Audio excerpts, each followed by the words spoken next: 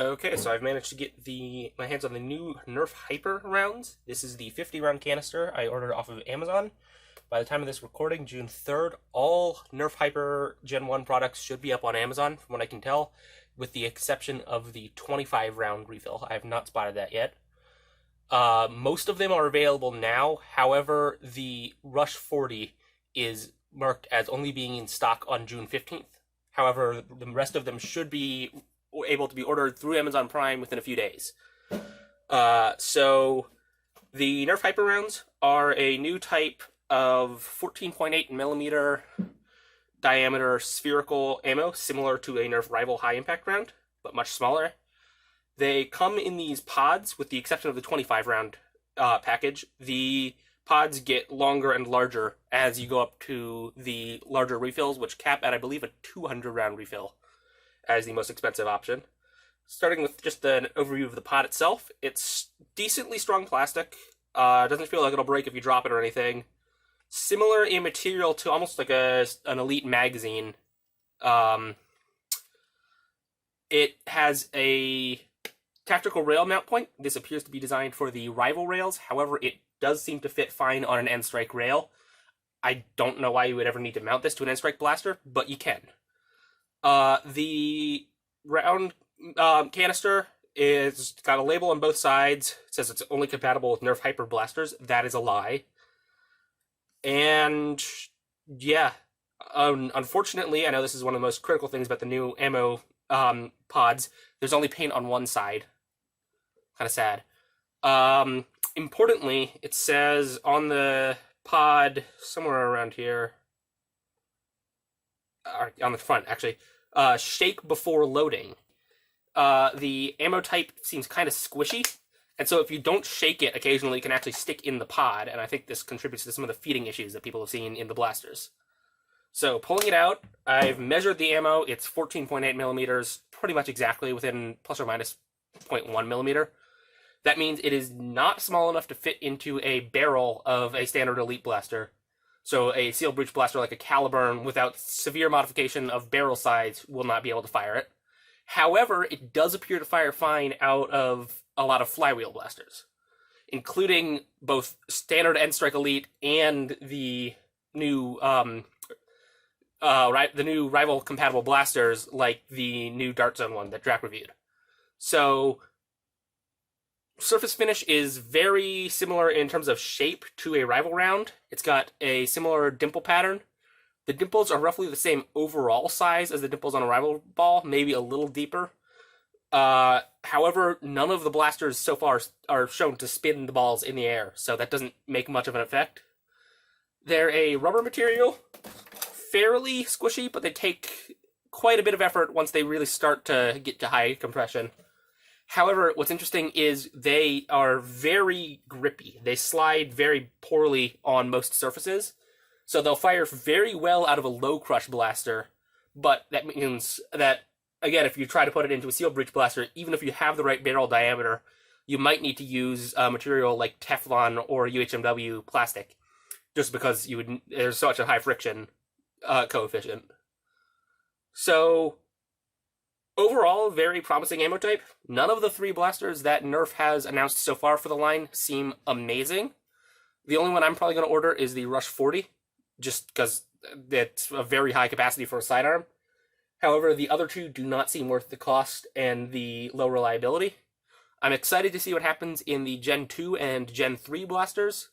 The equivalents of, say, the Nemesis and the Perseus, but for Hyper. And I'm very excited to see what companies like Dart Zone come out with as well, because as far as I'm aware, the ammo type here is not patented, just the feed mechanism used in the Hyper blasters, which does not seem reliable at all anyway.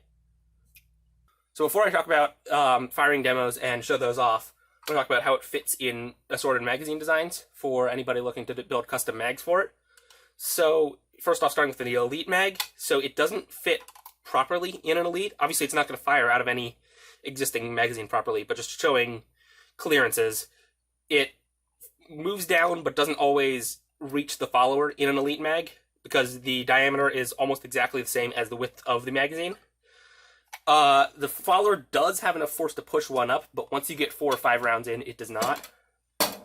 A Talon mag is actually much thinner than an Elite by probably 1 or 2 millimeters, so it doesn't fit into the Talon at all.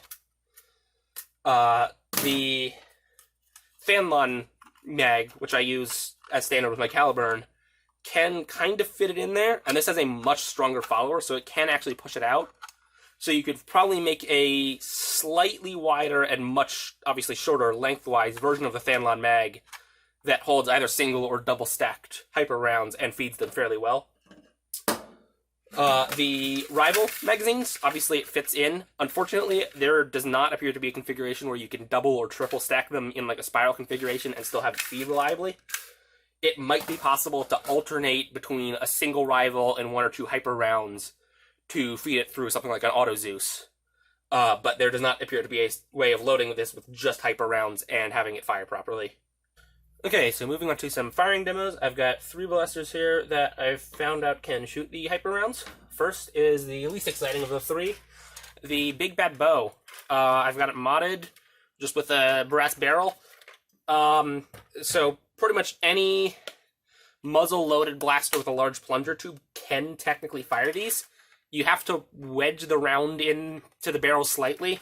I would not recommend doing this practically in a war. It's slow, inefficient, and doesn't seem to shoot that hard.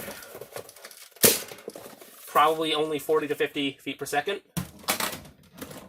The second one is an Elite Strife. This is modded with a 3S LiPo. I believe it's Rhino motors, and I don't know what flywheel's in it, but it's a fairly low crush setup with a default cage. So obviously the Strife does not have the right pusher or magazine setup to properly fire hyper rounds. I've got an Elite mag and the remnants of a dart that lost its head in a tragic rapid strike accident. So if you just load that in there and balance a hyper round in front of the dart, you can technically shoot it. So you can see the hopefully see the hyper round in there. So again, fires alright performance, probably only 50 feet per second though. It feels like it's hitting below even the Elite par, partially because this is less beefy cage setup with the motors and flywheels, and it's a low crush. But also, again, this is not designed to fire any high performance rounds because it's just an Elite Strife. So, would not recommend doing it, but it might work with like heavily modded Hyperfire or one of the conveyor belt based blasters. You could probably get some fairly interesting feeding with that. And the third blaster is the most interesting. It's my 3S LiPo powered Nemesis. So this has the stock motors and flywheels and cage. The only thing that's modded on this is the complete internal rewire, obviously for a 3S LiPo, and then it's got a custom hopper. So just pouring a few rounds in, you can see what I think is the biggest vulnerability here, and that's that these rounds are way too small to properly interface with the firing mechanism. So they roll right through into the flywheels from here. The feed belt does appear to still push them forwards decently well. However, the agitator actually just launches them up in the air. They don't feed right through that. And then I've noticed from my testing earlier that the balls can sometimes actually get wedged up above the flywheels and jam the whole thing. I haven't lost any rounds to it completely yet. I've managed to manually reverse the flywheels out to separate them, but it's definitely something to be aware of.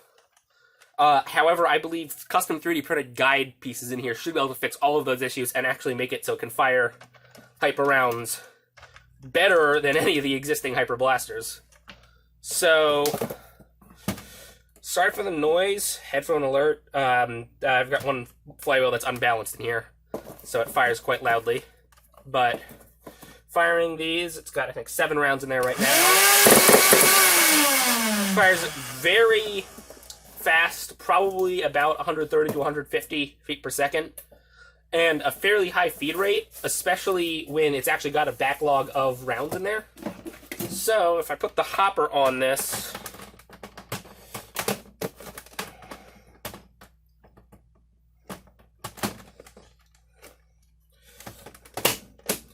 and put all of my rounds in the hopper, To demonstrate the pod loading here. So here's the pod. You notice though, only a few rounds came out there. That's because they're all jammed in here. That's why you gotta shake it, hence the label on the cap. Once it's shaken, then they free up. I think the reason they're jamming is because they're, as I mentioned earlier, they've got a fairly high coefficient of friction, especially with each other. So they end up just sticking and not being able to release. So now I've got all 50 rounds in there. They're all sitting in the lower hopper chamber of this Nemesis. And now when I fire these off,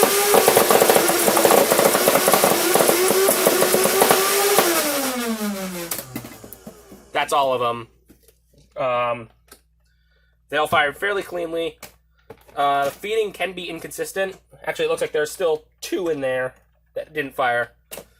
But importantly, when it's firing in its fastest, when it's feeding cleanly, it feels like it's hitting between 10 and 15 rounds per second. So that's approaching Jupiter or Hurricane levels. So I think,